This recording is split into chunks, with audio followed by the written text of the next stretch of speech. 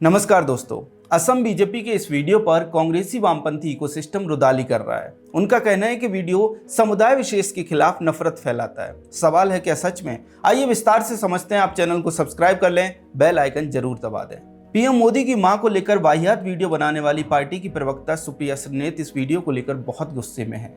उन्होंने चुनाव आयोग को टैग करते हुए कहा है कि बीजेपी इस तरह से जहर फैला रही है, आप मूक दर्शक बने रहेंगे। ये और बात है कि सुप्रिया श्रीनेत के दिशा निर्देशन और मार्गदर्शन में बने विषैले वीडियो को हटाने का पटना हाईकोर्ट ने आदेश दिया है। टीएमसी की राज्यसभा सांसद सागरिका घोष भी कहती है कि ये तो एक समुदाय विशेष के खिलाफ नफरत है। कांग्रेसी विश्लेषक आदेश रावल और यूट्यूबर रवीश कुमार भी यही कह रहे हैं कि समुदाय विशेष से बीजेपी की नफरत ही उनकी राजनीति है। दोस्तों, कांग्रेस पार्टी और कांग्रेसी वामपंथी इकोसिस्टम की समस्या ये है कि इन्हें समुदाय विशेष से आगे कुछ दिखाई नहीं देता। आप बीजेपी के एआई वीडियो को ध्यान से देखिए। वीडियो में दिखाया गया है कि अगर राज्य में बीजेपी की सरकार नहीं होगी तो अवैध घुसपैठिए घुसते जाएंगे और एक समय ऐसा आएगा जब अवैध घुसपैठिए राज्य में बहुसंख्यक हो जाएंगे।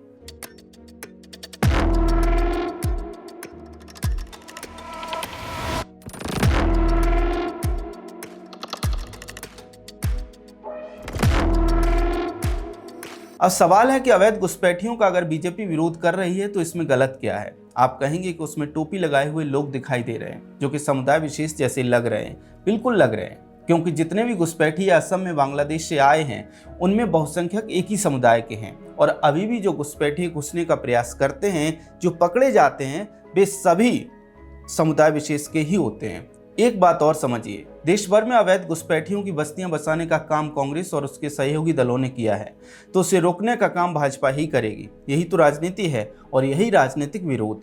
जब भी घुसपैठियों को रोकने का काम किया जाता है या उन्हें देश से निकालने का प्रयास किया जाता है, कांग्रेसी इकोसिस्टम और उसके वकील ही तो सुप्रीम कोर्ट पहुंच जाते हैं। तो अगर घुसपैठियों को रोकने और उनसे संभावित खतरे के बारे में भाजपा बात कर रही है तो इसमें आश्चर्य कैसा? और बांग्लादेश से आए ऐसे घुसपैठिए असम में पहले से बहुत बड़ी संख्या में रहते हैं, जिन्हें मियाँ मुसलमान कहा जाता है। घुसपैठियों से सिर्फ असम के हिंदू या फिर दूसरे धर्म के लोग ही नहीं बल्कि असमिया मुस्लिम भी त्रस्त हैं। लंबे समय से असम के लोग घुसपैठियों के खिलाफ कैंपेन चला रहे हैं, घुसपैठ रोकने की मांग कर रहे हैं। ऐसा इसलिए क्योंकि जिन संसाधनों पर, जिन नौकरियों पर, जिन सरकारी योजनाओं के फायदों पर असमिया लोगों का हक है, उनमें ये घुसपैठिए सेंधमारी कर लेते हैं। ऐसे में बीजेपी इन लोगों की मांग के अनुसार और देश को हित को ध्यान में रखते हुए घुसपैठियों के खिलाफ कार्रवाई कर रही है। सरकार बनाने के बाद राज्य में सीएम हेमंता बिस्वा शर्मा ने बड़े स्तर पर घुसपैठियों के खिलाफ कार्रवाई की है। उनके अवैध कब्जे से सरकारी जमीन और संसाधनों को मुक्त करने का काम किया है। यही कारण है कि सीएम हेमंता की लोकप्रियता असम में किसी नायक जैसी दिखाई देती है। अब आप विचार कीजिए कि कल को अगर कोई ऐसी सरकार राज्य में आ जाए जो कि घुसपैठ को लेकर नरम रवैया अपनाए तो घुसपैठियों की आबादी बढ़नी तय है, जो कि एक समुदाय से होंगे।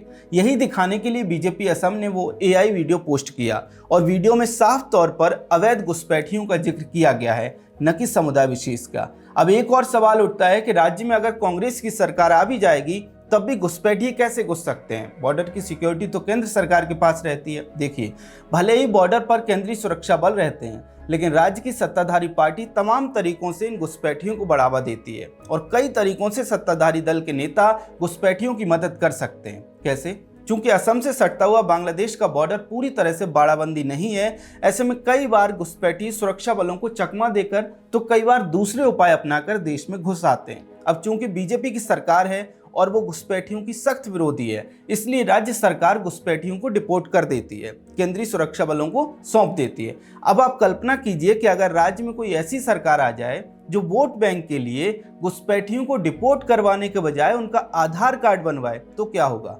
तो बड़ी संख्या में घुसपैठिए आएंगे, जैसा कि हम पश्चिम बंगाल में देखते हैं। इसलिए बहुत जरूरी है कि राज्य में एक ऐसी सरकार हो जो घुसपैठियों के खिलाफ काम करे, लेकिन कांग्रेस पर घुसपैठियों को लेकर सॉफ्ट रहने का आरोप लगता रहा है। यही कारण है कि बीजेपी असम ने एआई वीडियो में दिखाया है कि अगर बीजेपी राज्य में नहीं रहेगी तो इस तरह से असम में घुसपैठियों की संख्या बढ़ जाएगी। मतलब यह कि बीजेपी असम ने वीडियो घुसपैठियों को लेकर बनाई, लेकिन कांग्रेस पार्टी और उनकी इकोसिस्टम ने उसमें समुदाय विशेष ढूंढ लिया। इसलिए सवाल उठता है कि ये लोग देश के मुसलमानों को घुसपैठिए क्यों कह रहे हैं? क्या कांग्रेस पार्टी का मानना है कि देश के सभी मुस्लिम मियाँ मुसलमान या फिर अवैध घुसपैठिए हैं? क्या राहुल गांधी भी ऐसा ही मानते हैं? अगर नहीं तो फिर घुसपैठियों को मुस्लिम बताकर पार्टी मुस्लिमों के प्रति नफरत क्यों फैला रही है? घुसपैठियों की तुलना देश के मुस्लिम समाज के साथ क्यों की जा रही है? निश्चित तौर पर राहुल गांधी और कांग्रेस पार्टी को इन सवालों के जवाब देने चाहिए। और जहां तक बात घुसपैठियों का विरोध करने की है तो दोस्तों, देश के कई हाईकोर्ट इस बात को कह चुके हैं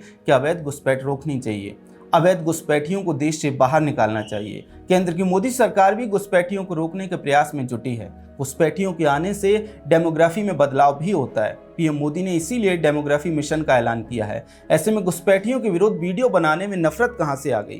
खैर, बीजेपी असम की एआई वीडियो पर आपका क्या कहना है? कमेंट सेक्शन में हमें जरूर बताएं। अगर आपको हमारा काम पसंद आता है, हमारा कंटेंट पसंद आता है तो हमारे चैनल को सब्सक्राइब जरूर कर लें। जय हिंद।